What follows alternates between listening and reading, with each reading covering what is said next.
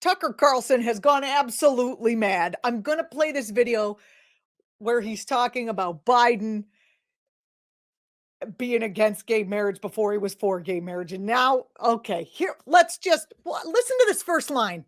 He's mad. What kind of screaming nasty bigot do you think Joe Biden was 60 years ago?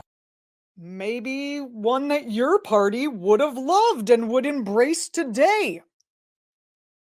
Sorry to pause and talk in the middle of it, but I think that was enough. What kind of screaming nasty bigot was Joe Biden 60 years ago? There's a lot of tape of Joe Biden, and I don't think I've seen any of him being a screaming nasty bigot. You would think with all the resources of Fox News that they'd be able to, string some clips together to prove the point. I'm going to guess it's a big nothings burger. Okay, Tucker, go on with your crazy. Chances of that are very, very high. In fact, 100%. Vince Colonnese hosts the Vince Colonnese Show in Washington, D.C. Justifiably popular. He joins us tonight. So he was. Imagine the balls of naming your own show justifiably popular. This guy, I don't know this guy. He's new to me. Vince Colonnese, whatever his name is. Another Italian. I did a whole takedown of Dan Bongino, and I'm Italian, so I could say these guys are given the impression that Italians are all right-wing jerks. Can the Sacco and Vanzetti defender type Italians please step forward out of the shadows? All right, anyway, here we go. Kind of a pioneer in the late 1950s on gay marriage, kind of. Joey, they love each other. What do you think of that, Vince? They love each other. It only took him 50 years to work up the courage to stop being a regressive bigot and finally admit that in 2012. Can you believe these guys are taking Biden to task for being a regressive bigot when they are current bigots? The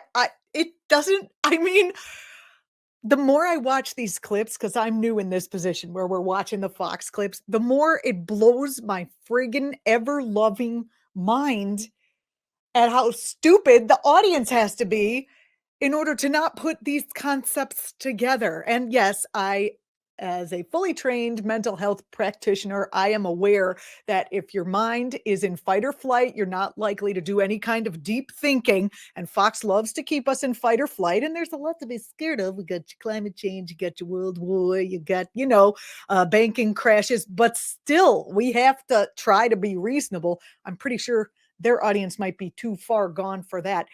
Here we go. Let's do some more. If we go back, he is interesting because he offered us a couple of interesting data points in this that demonstrate that this is a complete lie. And I saw the Washington Post fact checker tried to check this and then said, we can't render any Pinocchios because there's just no way to prove it or disprove it. I will help you. Okay, I'm going to help the Washington Post now.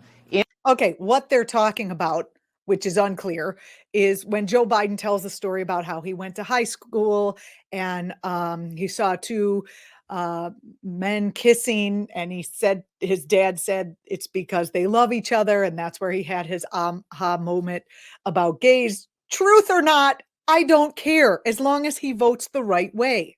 In the audio that you just played, he claimed that he was being dropped off at high school in his senior year. That would be 1961, Archmere Academy. He sees two men kiss. He turns to his father, bewildered, and his father says, they love each other, Joey. And then they stare at the men as they walk their separate ways, one to the DuPont building in Wilmington, Delaware, the other one to the Hercules building in Wilmington, Delaware. I have some landmarks for you to look at. And what I discovered is that the DuPont building is 7.1 miles away from his high school. So in other words, he was dropped off 7 miles away from high school. There's no way this happened. If two gays were both traveling at 3.2 miles per hour, how long would it take for Joe Biden to support marriage equality? Hercules building, for that matter, the version of it that's in Wilmington now was built in 1983. He's adding all sorts of details. Just 1 year before 1984, your very favorite playbook. Ha! That help demonstrate that he's lying. And by the way, Tucker, he's told this story many times, but every time he adds new details. Sometimes he's the father in the story. Sometimes he's applying to become a lifeguard. Sometimes He's just sitting with his dad and having a grand old time, and they're watching the men kiss and learning about life. And I guess I was wondering if there is one, speaking as an Italian American, if there's a Okay, that's why I brought the Italian American up thing earlier, because he brought it up now. But here we go. Here we go. chance that this is true in this sense. Wilmington, Delaware is an Italian-American place, or it has been in the past. Maybe he just saw two Italian-American dudes kissing each other in 1961, a greeting between brothers, or the kiss of death, a la the Godfather Part 2, Michael Corleone saying, "I know it was you, Fredo," and he kissed him, both in a well-dressed suit. Or maybe it was two Italian guys who were gay. Has anyone ever considered that? Hello? Every story that Biden tells puts himself, of course, at the center of it. He's always the hero, fighting for civil rights in South Africa and Wilmington, Delaware. Isn't that what politicians have to do? Put themselves as the hero? As if Trump's entire campaign wasn't, "I'm going to make America great again." The only one who I didn't see do that is Bernie Sanders, because his slogan was "Not me, us." He was the first one, "Not me, us." And I guess America wasn't ready for "Not me, us." We were like, okay, we'll do you, and then you do it. And we'll sit here and yell at you and be mad about it, because that's what we do. Years ago. But this seems to me like the behavior of someone who was actually kind of guilty about how he behaved in 1961 in Wilmington. Like, what are the chances that he was like the most prolific user of racial slurs? There's in no Wilmington, Delaware. Question. That Wow. The most prolific user of racial slurs in Wilmington, Delaware. That's what they're saying. And okay, please answer this in the comments below.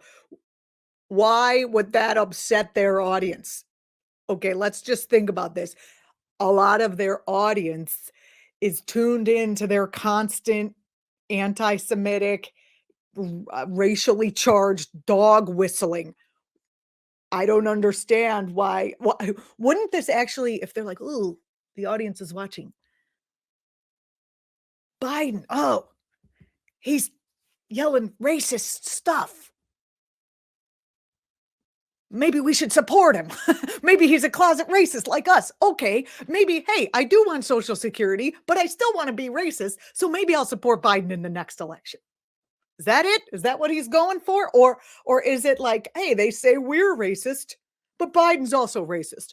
Everybody's racist, so it's totally fine. Is that what they're going for? What are they going for here? Or is it just like straight up, Biden's a racist and we're the ones who are anti-racist? It's mind-blowing and numbing. Send liquor. Was Joe Biden retrograde in 1961? Absolutely. There's no question about it. His career involved his close relationship with segregationists and former members of the Ku Klux Klan. Again, wouldn't that make people from your party want to vote for him? That's what I'm saying. And it doesn't matter what he did then. I'm sorry. It matters what he is doing now. Like it or not, it matters what he is doing now.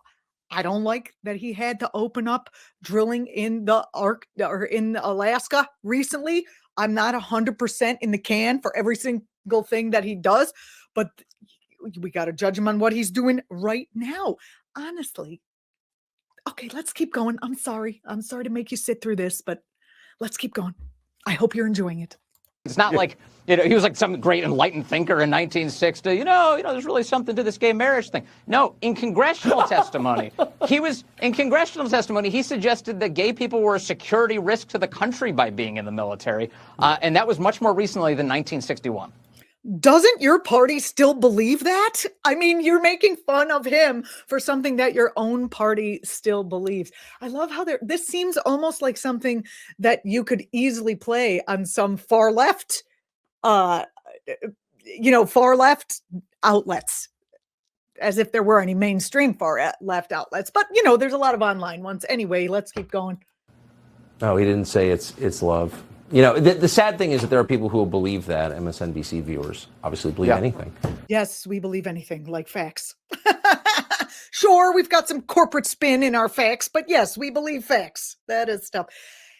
I can see why they don't believe in the evolution of a political candidate, right?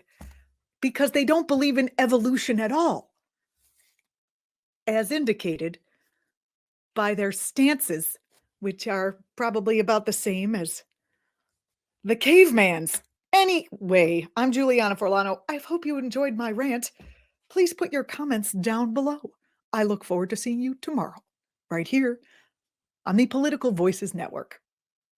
Minocqua Brewing Company is excited to partner with Equality Vines to create Choice Wine. Choice Wine comes in two choices, Rosé and Sauvignon Blanc.